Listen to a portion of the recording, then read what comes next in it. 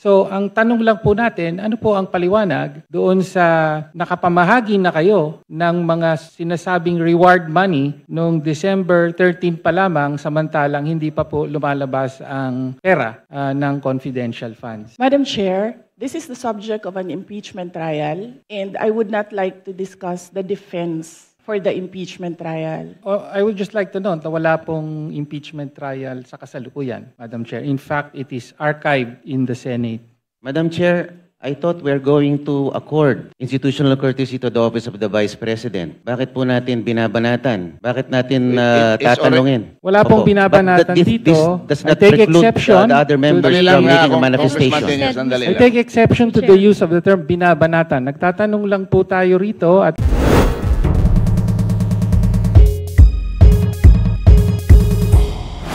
discussed last Friday to afford the second highest position of the land, parliamentary courtesy.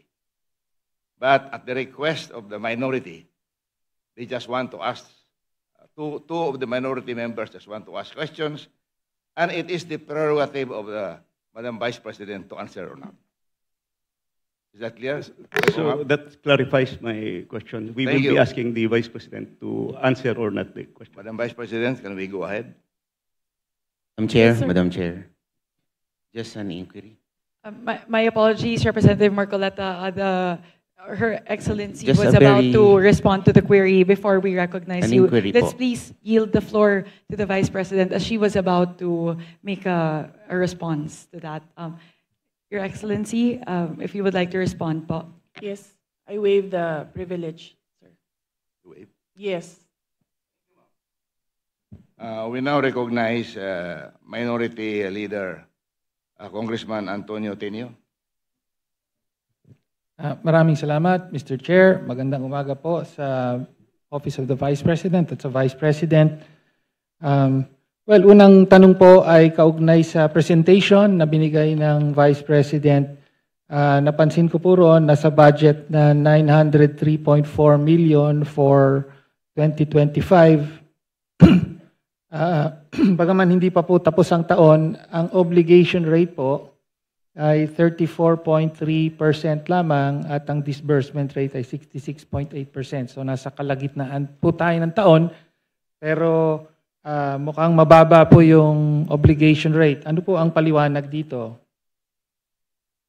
Yes, marami kaming procurement na tumagal. Hindi siya nasimulan by January, Madam Chair, yung procurement. So maraming mga procurement na June, July, August na nasimulan.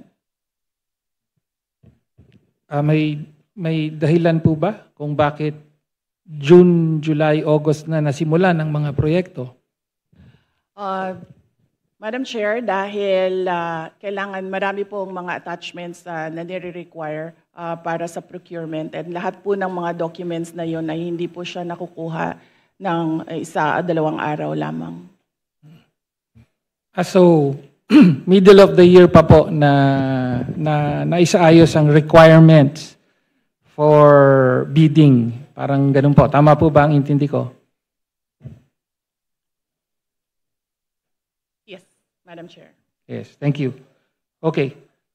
Ngayon, mabalik po tayo sa last August 8, 2024, nag-issue po ng Notice of Disallowance ang COA, Commission on Audit, sa 73.28 million na halaga ng confidential funds for 105 activities supposedly held by the Office of the Vice President from December 13 to December 31. Sabi ng COA ay wala raw accomplishment reports na naipakita or sinubmit ang Office of the Vice President para dito at inaatas na o inuutos na ibalik ang pera ng Vice President ni Gina Acosta bilang Special Disbursing Officer at ni Julieta Villa del Rey bilang Chief Accountant. Mag-iisang taon na po, ayon sa COA rules ay may 6 months po para mag-appeal. Ano na po ang status ng Notice of Disallowance na ito? Madam Chair, I suggest that the congressman ask this during the hearing of the Commission on Audit.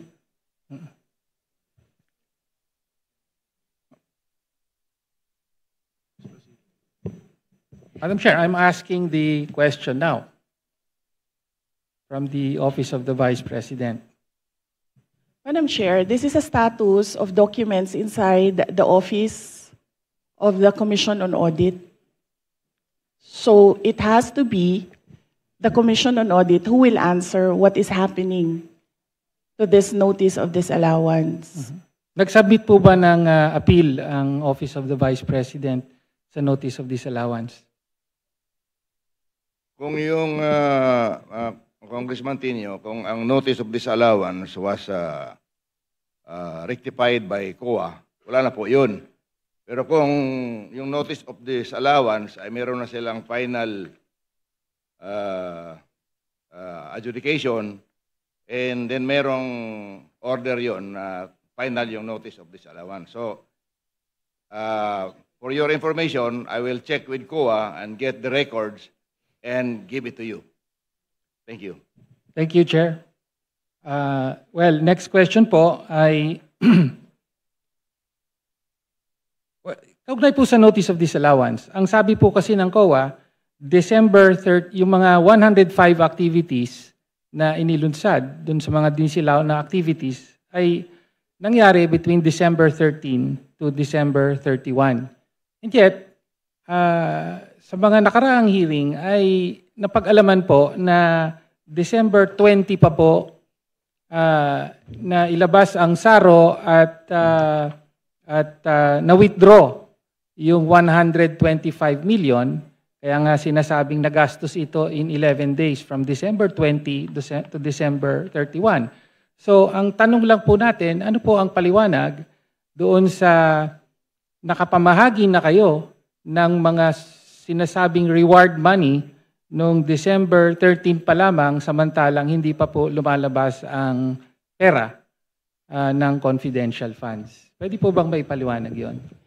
Madam Chair, this is the subject of an impeachment trial, and I would not like to discuss the defense for the impeachment trial. Representative Chair, Pino, wala please naman pong- proceed with the next question. Madam Chair, I would just like to note na wala pong impeachment trial sa kasalukuyan, Madam Chair. In fact, it is archived in the Senate. No? Okay, so next question na po. No? Lumabas din po sa nakaraang mga hearing sa House na nag-submit po ang Office of the Vice President ng 2,670 accomplishment reports at kasama para po sa liquidation ng 500 million pesos worth of confidential funds under the Office of the Vice President.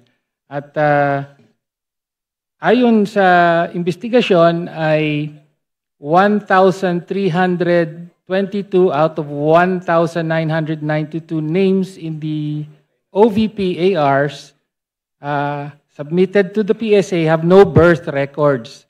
So kasama po dito yung mga pangalang Mary Grace Piatos, Fernando Tempura,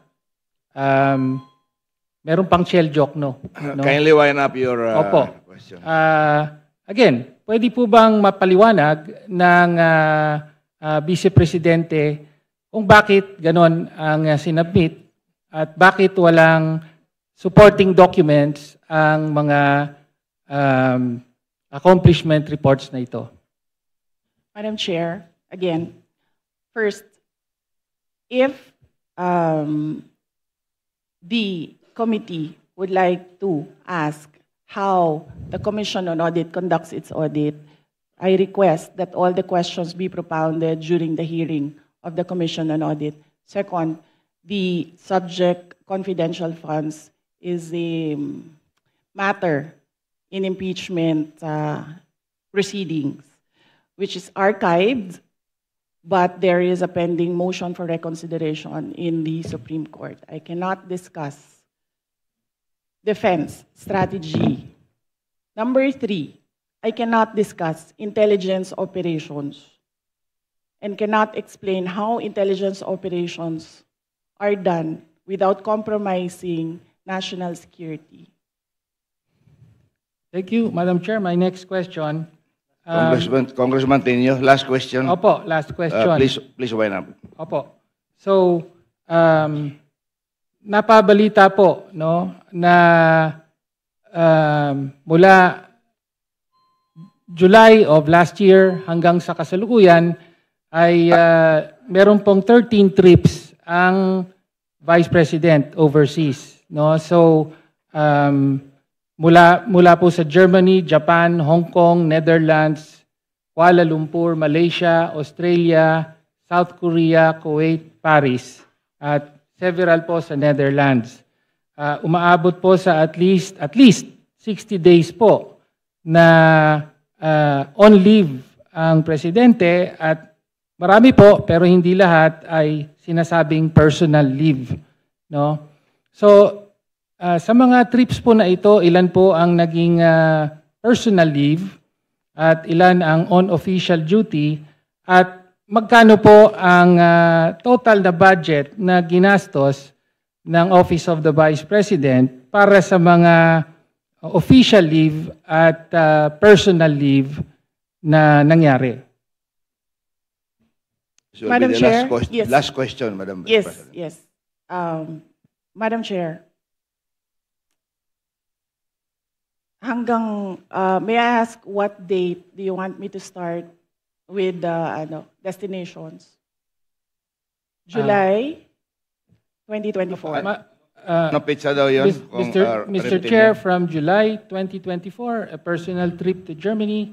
Okay. Then January 2025, July 24, we'll personal start? trip to Japan, and so on. Yes. We'll start with July 2024. So, number one, under the Civil Service Commission rules, there is no allotted leave for the President and Vice President. We cannot both file a leave. So the only thing that I need when I travel overseas is a travel authority from the Office of the President. All my travels were issued travel authority by the Office of the Vice President. And this implies that all these trips were approved by the Office of the Vice President. So, from July 2024, I went to Germany. In December 2024, I went to Denmark.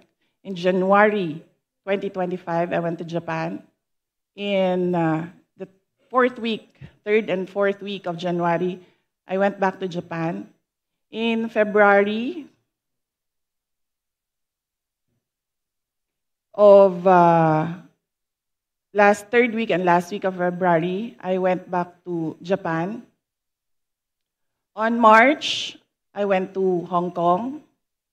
On March, I went to the Netherlands. On May, I went to Qatar and the Netherlands. On June, I went to Vietnam, Cambodia, and Malaysia. On June, I went to Australia. On July, I went to the Netherlands and the Republic of Korea. And very recently, from August to September, I went to Kuwait, the Netherlands, France, and Belgium.